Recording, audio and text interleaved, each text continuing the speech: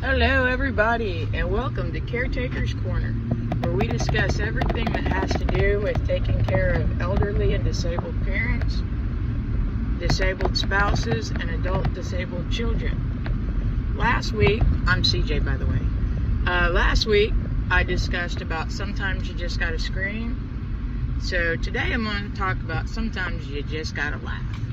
So laughter is considered yoga for your insides.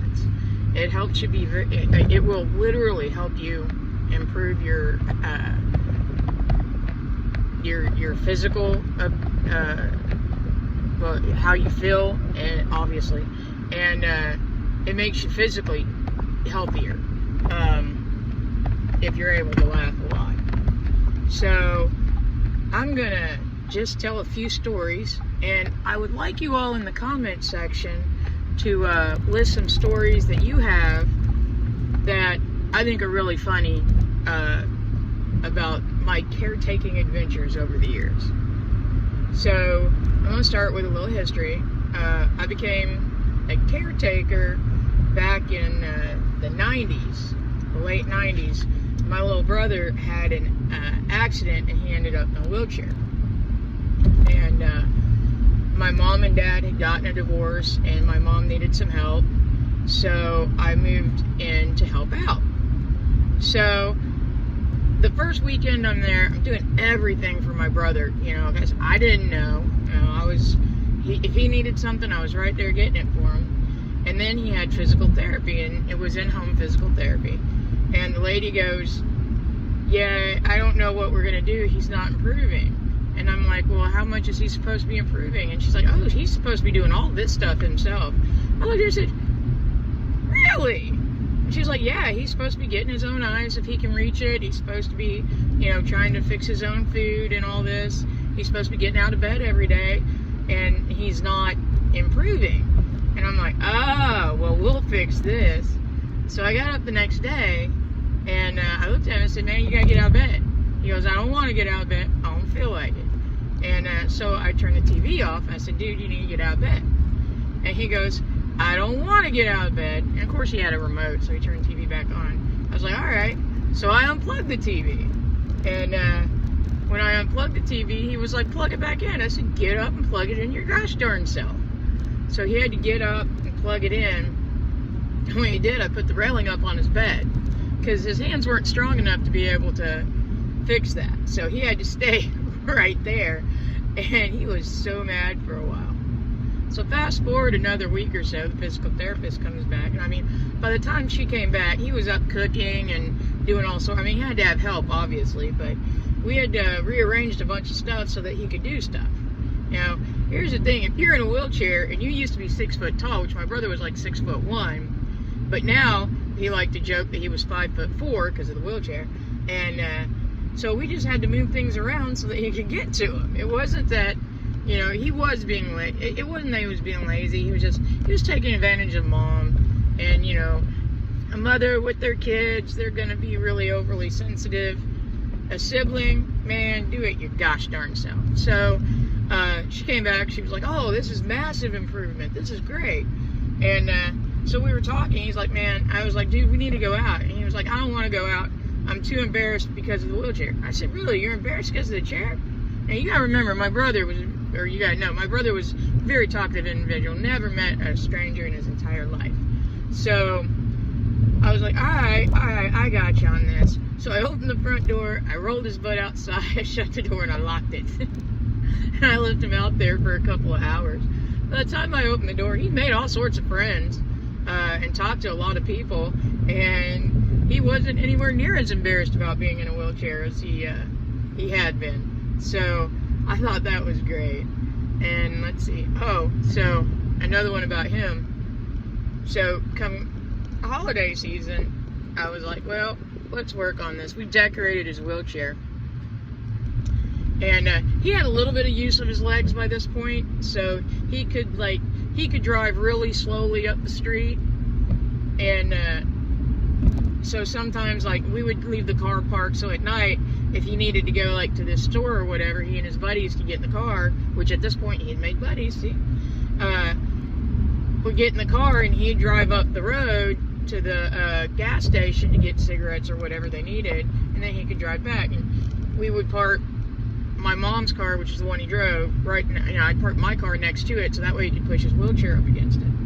So come the holiday season, I decorated his wheelchair. Like, I had lights and everything, made him sit right by the door, by a wall, so I could plug him in. And we had spray painted his wheelchair with his name, and we had a backpack and everything on it. So we had it set up real nice, so he wasn't anywhere near as uncomfortable with it. And so one night, they had gone up the road to get some cigarettes, and he comes back, and there's a guy going through the apartment complex with his wheelchair, sitting in his wheelchair, just going through the apartment complex. And he stopped and goes, "Dude, that's my chair." And the guy was drunk as a skunk. He goes, "I just got tired and I sat down, and I don't know how I ended up here." And he looked at his buddy and said, "Get out there and get that chair." And they kicked the guy out of the chair. And it was like, because I mean, it was obviously his, so I thought that was really funny. And then I got a good story about my mother-in-law. God rest her soul. So for the holidays, we always did a ham. And so I had to go. She insisted that Brandy, who is the youngest, liked a specific ham, a shoulder ham that you could only get at IGA. So I used to have to go 25 miles to the nearest IGA to buy this ham. Well, one year I did not make it. And so I got your normal Smithfield's ham that you can get anywhere. You know, it comes with all the stuff that you put on it and all that. So I make this, it was Thanksgiving or Christmas. So I make this ham up and everything, and Brandy's eating it, and she goes, "Hey, this is the ham I really like." I said, "What did you say?" She goes, "Yeah, this is the ham I like." She liked the way it pulled apart.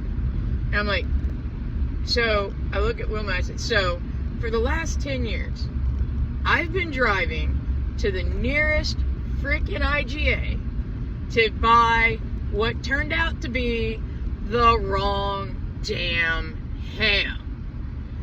And everybody at the table just died laughing. So every year after that, we always called it the wrong damn ham. So everybody always asks when you get a ham, well, is it the wrong damn ham or did you get the right ham? So she was a very funny lady. She one time I made her mad, which was easy for me to do because she was irritated by my presence sometimes. And she had this little video Yahtzee game, and she threw it at me and missed me because she was a lousy throw, but hit my cat, Chris. And he got up and looked around and he took off. And I was like, "He's mad at you." She goes, "He doesn't even know I did it. He was asleep." So we go to take her to bed later, and he had gone in the room and defecated on her pillow. And I looked at her and said, "Yep, he knew it was you." She goes, "Yeah, I guess he did." And so we had to clean it up. But he never had accidents, so that was a hilarious thing. I thought that she had done that and thought that. So, I mean, I've got a ton of stories where caretaking has been just as joyous and just as happy as I do stories of it being stressful and wanting to pull my hair out and wanting to scream. So, in the end, I can't tell you very many bad times I had with my brother. And even fewer times that I had with my mother-in-law. And there were a lot of bad times with her, but, you know, they don't stand out anymore. Neither of those individuals are with us anymore. And I only remember the good times.